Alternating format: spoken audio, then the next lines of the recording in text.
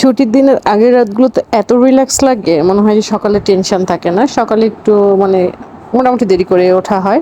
যদি আজ সাপ্তাহিক বা সরকারি ছুটিটা, যেহেতু বাচ্চার এক্সাম চলছে, থেমে থেমে এক্সাম হচ্ছে, সেক্ষেত্রে আজকে ছুটি। তো সেই জন্য আমারও ছুটি।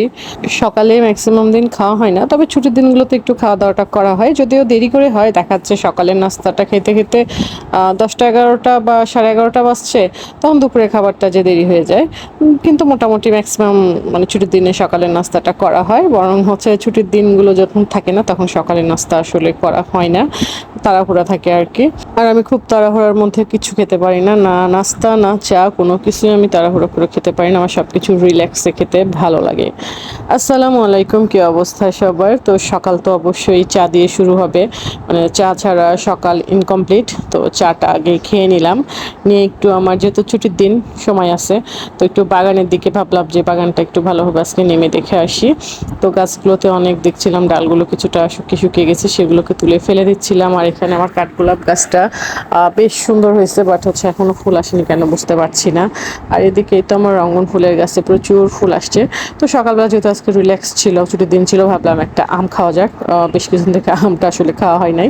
তো আমার আবার একটু একদম নরম ভালো লাগে না, একটু হচ্ছে শক্ত শক্ত, মানে পেকে যাবে বাট একটু শক্ত শক্ত টাইপসের আম খেতে ভালো লাগে। তো এই আমটা দেখলাম সেই রকমই। তো আমি আমটাকে হচ্ছে কেটে নিচ্ছিলাম।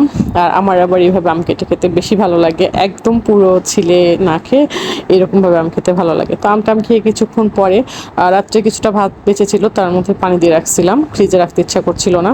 তো কিছুটা খাইছে, আর অল্প কিছুটা ছিল। তো আমি ভাবলাম যে তাহলে পান্তাটা খেয়ে না হোক, যেহেতু ডিম ভাজা আছে, আলু ভর্তা আছে, পেঁয়াজ ছিল, সব কিছু দিয়ে ভাতটা খেয়ে নিলাম। তারপরে এদিকে এসে চুলায় ভাত চাপাইছিলাম, তো ভাতটা মার পাশে নিচ্ছি। তারপরে এদিকে মাছ রান্না করব, সে মাছের মশলা তৈরি করে নিচ্ছি আমি। কিছুটা জিরা, কিছুটা আদা কুচি, কিছুটা পেঁয়াজ কুচি, তার মধ্যে কয়েকটা লাল মানে কাঁচামরিচই, তবে একটু লাল লাল।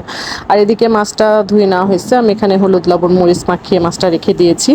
তো এর মধ্যে আমি আবার মশলাটার মধ্যে কিছুটা আমের কুচি দিয়ে দিলাম, দিয়ে দেখতে পাচ্ছেন এরকম একটা পেস্ট তৈরি করে নিয়েছি। আমার বাসায় যেহেতু মাছ খুব বেশি খায় না, আর খাইলে একদম টাটকাটা খাবে, আর রান্নাটাও খুব সুন্দর হইতে হবে, তাহলে সবাই একটু পছন্দ করে। তো আমি এভাবে মশলাটা তৈরি করে নিলাম। তারপর তেলের ওপর আমি আর এক্সট্রা কোনো গোটা পেঁয়াজ না দিয়ে এই মশলাটা ঢেলে দিলাম, দিয়ে খুব ভালোভাবে মশলাটাকে আমি ভেজে নিয়ে তারপরে হালকা একটু পানি দিয়ে নিব। এই যে মিক্সারে আমি এটা করছি সেটা ধুয়ে, তারপরে কিছুটা লবণ দিয়ে আরও কিছুক্ষণ খুব ভালোভাবে কষিয়ে নিব। তারপরে যখন দেখতে পাচ্ছেন যে মশলার উপরে তেলটা উঠে আসছে, তার মানে মশলার কাঁচা গন্ধটাও চলে গেছে। তো এর মধ্যে আমি মাছটা দিয়ে দিব, দিয়ে আমি একটু নেড়ে চেড়ে খুব ভালোভাবে মাছটাকে কষিয়ে নেব।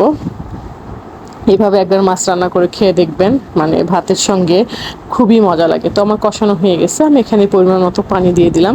আর এখানে নিয়ে আসছিল হচ্ছে গরুর মগজ, এখন এটাকে আমি পরিষ্কার করব। তো আমি কিছুটা চুলাতে গরম পানি দিয়েছিলাম, মানে কুসুম গরম পানি, তার মধ্যে দিলে মগজটা খুব সুন্দর পরিষ্কার হয়। তো আমি কুসুম গরম পানির মধ্যে দিয়ে মগজটা পরিষ্কার করে নিলাম। এই সাইডে ঢেঁড়স ভাজা চাপিয়েছে, আমার বাসায় ঢেঁড়স ভাজা সবার খুবই পছন্দ। তো তারপর মগজটা আমি রান্না করবো। এখানে কিছুটা এলাচ আর একটা তেজপাতা দিয়েছি। তো আমি কিন্তু এলাচের ভেতর থেকে এলাচের বীজটা বের করে নিয়েছি, কারণ দাঁতের তলে পড়লে খেতে ভালো লাগে না।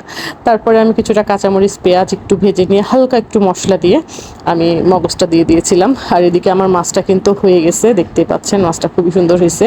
মগজটা মোটামুটি আমার ভাজা ভাজা হয়ে আসছে। এই পর্যায়ে আমি কিছু দিতে হবে কিছুটা গরম মশলা, জিরা গুঁড়ো দিয়ে একটু ভালোভাবে মিশিয়ে নিয়ে এটা নামিয়ে নিতে হবে।